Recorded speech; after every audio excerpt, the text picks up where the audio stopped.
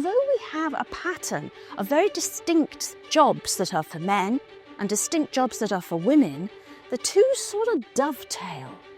They're working together often in similar spaces, in different parts of the process.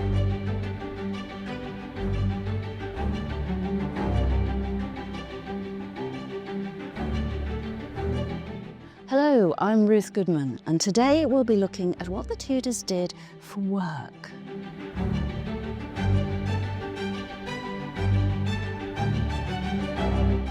From long hours in the fields to the bustling noise of Tudor workshops and marketplaces, we'll discover exactly how people in the 16th century earned their keep, and what it meant to make a living in a world without modern comforts or job security.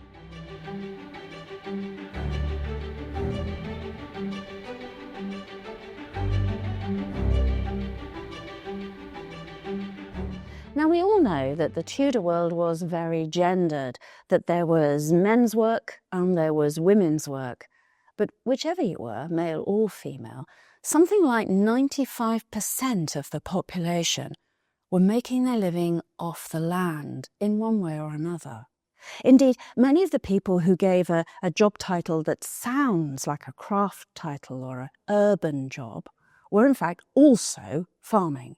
People who were carpenters or weavers also had a patch of land which they're farming. It's very much more mixed up, perhaps, than we might imagine.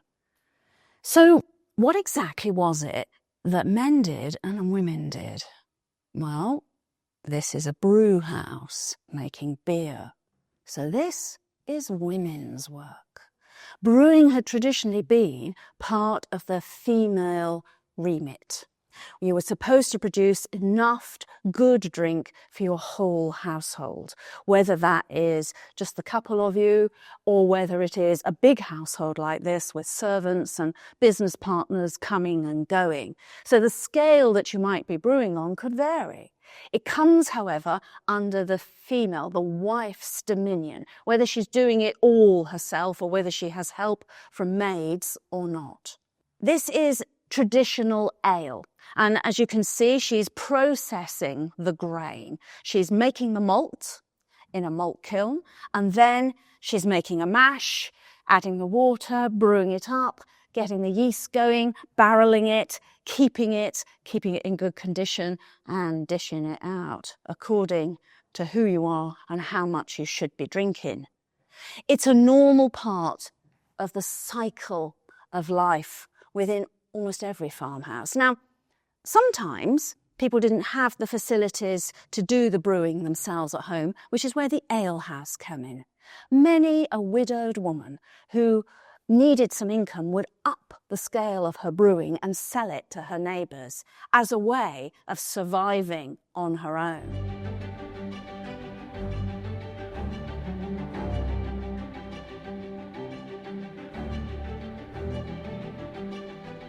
So if brewing is female work, malting the grain is female work, but the actual growing of the grain, that was male work. Out in the fields, it was mostly about men's work. Ploughing was the most common activity of the adult male. The land in Tudor England needed a lot of ploughing because nowadays we use ploughing simply to open the soil to put a crop in. But the Tudors don't just use ploughing for planting seed, they use it for a whole range of other agricultural jobs. So, at the beginning of autumn, you plough your fields in order to make up ridges in the field. And then you allow the frost to get in to the soil and help to break down the clods. Then early in the spring, before it's time to plant a crop, you plough again to push those ridges down. And one of the reasons you do this is to help with drainage, so that with big ridges and big ditches, the winter rain can run off your field. We don't need to do that anymore. Now we've got underground drainage tubes. But the Tudors did need to do it. Likewise, if fields were left fallow for a year to increase their fertility, they then had to be brought back in by ploughing up the weeds. And a fallow field might get ploughed 3 or 4 times in a year just to sort of stop weeds getting too established, ready for the next season. So ploughing was something that the average Tudor bloke had to do a lot of. Maybe 6 or 7 times a year he's got to go over all of his land holdings, following in a horse or an oxen, one furrow at a time. Hard outdoor work. Then there's the hedging and the ditching. If you don't keep your hedges and your ditches in order, you're going to get random livestock wandering across your fields, trampling stuff, and you're going to have problems once again with drainage. So field work is particularly male.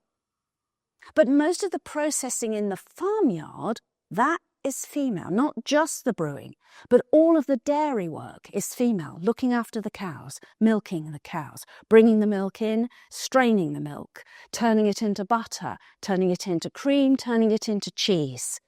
Female work entirely. The poultry yard comes under women. So do the pigs. Sheep, however, tend to be up on the hills with a male shepherd. Until it comes time for shearing, they're sheared by men, but then the wool is sorted by women.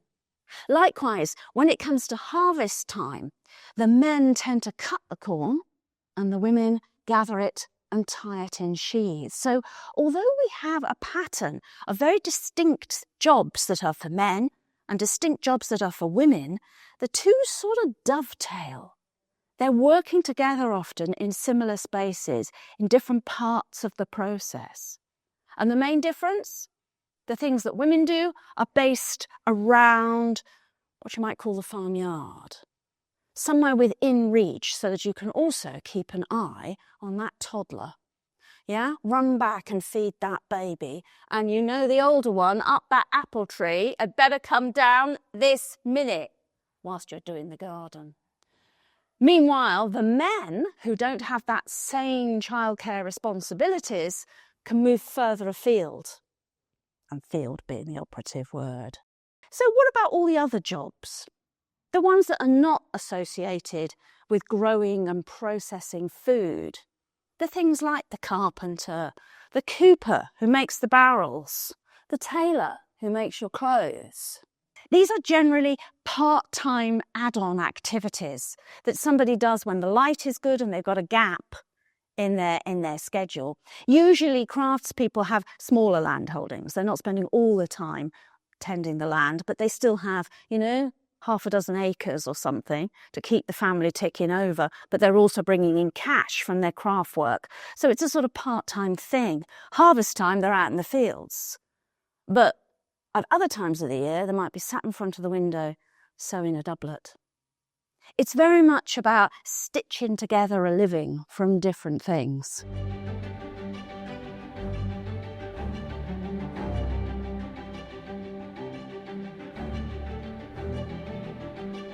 So what if things have gone wrong and somehow you do not have a patch of land? I mean, that happened to quite a lot of people, obviously. I mean, even if your dad's got a patch of land, he might have 7 kids, and by the time he's divided it up, there's next to nothing left. So there were plenty of people who didn't have enough land to sustain their families, and plenty of people who couldn't find other sort of skilled work. What do you do then? Well, there was some help. Legally, the parish was supposed to give you a bit of help, and everybody in the parish was supposed to pay a poor rate, a few pence, that went into the pot, which was to help somebody who was in trouble. Somebody who'd newly been widowed, for example, or children who'd been orphaned, or somebody who was really sick and just couldn't carry on with producing the necessary parts of life. There was a small pot of money that could be distributed to deserving causes, but it was always a very small pot of money and never really quite enough to go round.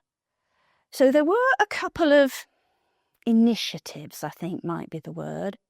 Take, for example, hats. Knitting a hat is something that doesn't require strength, doesn't require any major capital outlay, and it's a skill that can be learned quite quickly. So the government passed a law requiring every man above the age of 6, apart from gentlemen, to wear a knitted cap on Sundays. Women were also supposed to wear knitted caps, but there's more exceptions to that. Maidens didn't have to, gentlewomen didn't have to. But basically, a large section of the population were required to wear knitted caps. They get called statute caps because it's a law, a statute cap.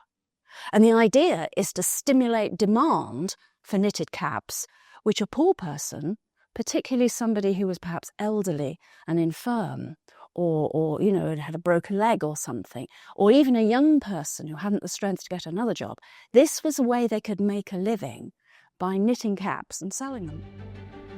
I hope you enjoyed today's video. Next time we'll be looking at what life was like for children. Don't forget, you can watch all 7 episodes of my Tudor Life series by downloading the History Extra app.